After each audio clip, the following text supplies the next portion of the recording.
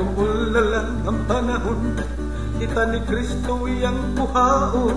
Mga patay ang banhawon, mga buhi ang lalinon, kanindot paminawon.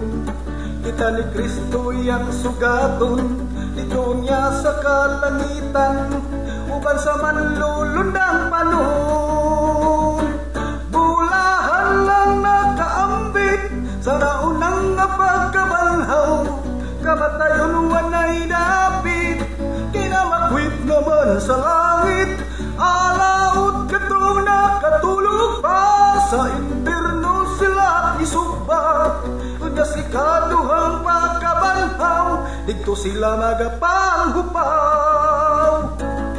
Suon nagkuikang dasigon, sa pag-alagad pagpadayon, aron ikaw makaampun sa bulawanong purong-purong. Alaot katong pamilya nga sa pagtuwa mahiusan, asawa ra unyay malalin, ugang bana mahabilin. Bulahan lang nakaambit sa naunang pagkabanhaw, kamatayon wanay dapit, kinamakwit naman sa langit. Alaot katong nakatulog pa, sa impierno sila isugba. Unya si kaduhang pagkabanhaw, dito sila magapanghupaw. Pagkakuyaw ni atong tungura, kung sarap yur di ka madala, si Antikristo nagdalag espada, pinunggot ay tamas ginhawa. Kung ikaw dili mo sugot, imong ulo kayod mapunggot.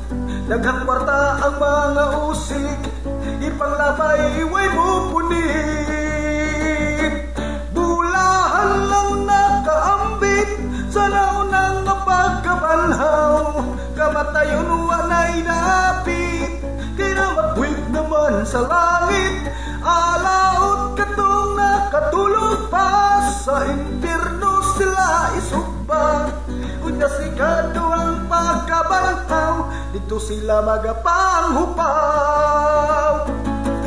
Ikaw iyang markahan sa numerong maoy timaan, aron ikaw makaangkon sa mapintas niyang panagway. Ikaw iyang markahan sa siksiksik sa imong agdang, pati kamot iyang markahan, imong kalag way kaluwasan. Bulahan lang nakaambit sa naunang pagkabanhaw, kamatayon wanay dapit, kinamakwit naman sa langit. Alaot katong nakatulog pa, sa impierno sila isugba. Unya si kaduhang pagkabanhaw, dito sila magapanghupaw.